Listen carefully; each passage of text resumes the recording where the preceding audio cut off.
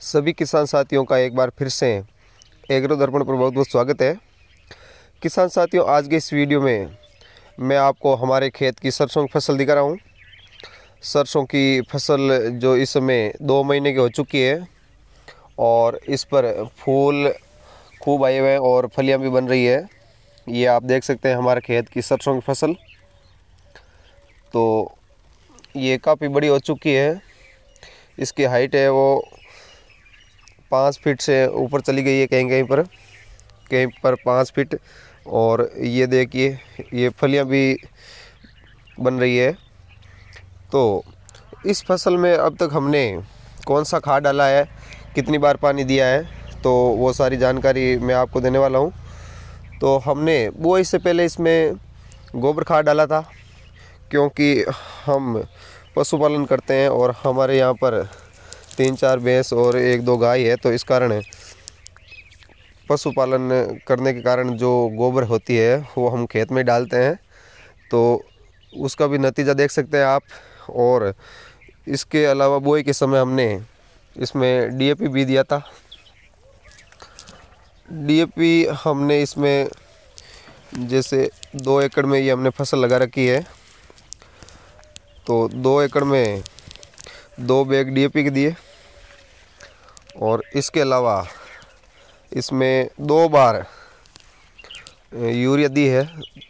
2 बार में 1 bag urea का दिया है। और साथ में जब हमने बुआई की थी उसमें इसमें जिंक भी डाला था, जिंक सल्फेट। उसके डालने का कारण ये है कि जब मिट्टी की जांच करवाई गई तो हमारे यहाँ पर जिंक की कमी पाई गई, इस कारण जिंक भी डाली है। तो ये डालने के बाद में अब आप हमारे खेत की ये फसल देख रहे हैं, जो आपको काफ़ी अच्छी दिखाई दे रही होगी। और अब तक इसमें हमने सिंचाई कर दी है 3 बार। जब 1 महीने की फसल हुई उसके बाद में 15-15 दिन के हिसाब से 2 बार और कर दी। इस हिसाब से देखें तो फसल में 3 बार सिंचाई हो चुकी है। और 3 बार सिंचाई अब इसमें और करने वाले हैं। तो इस हिसाब से पूरी सिंचाई देखें तो 6 सिंचाई और 1 पहली सिंचाई जब हम बुआई के समय करते हैं, उसको मिला करके पूरी 7 सिंचाई होती है। तब जा कर के ये फसल काफ़ी अच्छी बनती है। तो ये हमारे इस सरसों की फसल यानी रायडा का लेखा जोखा है। और ये 2 महीने की फसल हुई है। इसकी बुआई हमने 20 अक्टूबर के लगभग की थी और आज 20 दिसंबर है। तो ये 2 महीने लगभग कंप्लीट हो चुके हैं। ये देख रहे हैं आप, इस पर फलियां बन रही है।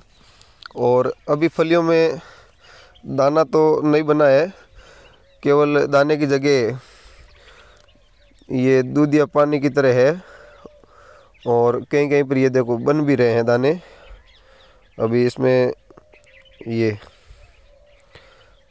दानों के रूप में अभी ये दूधिया तरह का पानी है। अभी तो इसमें कोई खास पूरा दाना नहीं बना है। तो ये आप देख सकते हैं हाइट फसल की है वो 4.5 से ऊपर है। कोई भी पौधा 4.5 से नीचे तो नहीं है, 5 फीट के लगभग है ये।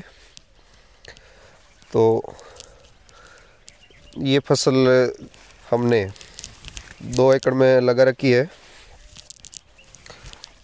और इसकी बुआई हमने छिड़काव विधि के द्वारा की है।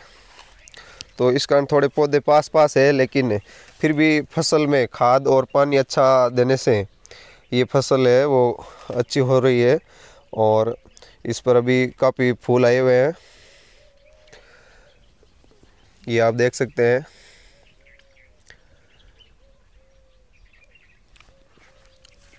इस बार हमने एनपीके देने की भी सोची थी, लेकिन फसल अच्छी होने के कारण फालतू का खर्चा करना नहीं चाहा। क्योंकि जब हम देखते हैं फसल अच्छी हो रही है तो फालतू के खर्चे से हमें बचना चाहिए, ताकि हमारी फसल है वो जब उत्पादन हो तो उसमें लागत कम हो। ज़्यादा लागत करने से अच्छा उत्पादन हो भी जाता है तो भी खास वो आमदनी नहीं हो पाती है। इस कारण आप कम से कम खर्चा करें और पशुपालन के साथ खेती के साथ में पशुपालन करते हैं तो वो जो खाद होती है वो हम इस फसल में दे सकते हैं, गोबर खाद, तो उसका काफ़ी फ़र्क पड़ता है। किसान साथियों, आप भी जब खेत की एक बार जांच करवा करके उसी के अनुसार खाद डालते हैं तो काफ़ी अच्छा रिजल्ट मिलता है। हमारे यहाँ पर जब जांच करवाई थी मिट्टी की जांच, तो नाइट्रोजन और जिंक इन चीज़ों की कमी पाई गई। ये पोषक तत्व है, क्योंकि रेतीली ज़मीन में नाइट्रोजन की कमी तो वैसे भी रहती है और इसके साथ में जिंक की कमी भी थी। और यहाँ पर हमारे फव्वारे के द्वारा सिंचाई होती है, तो फव्वारे के द्वारा हम सिंचाई करते हैं। किसान साथियों, आज का वीडियो आपको पसंद आया है तो लाइक अवश्य करें और चैनल को सब्सक्राइब भी करें। धन्यवाद किसान साथियों।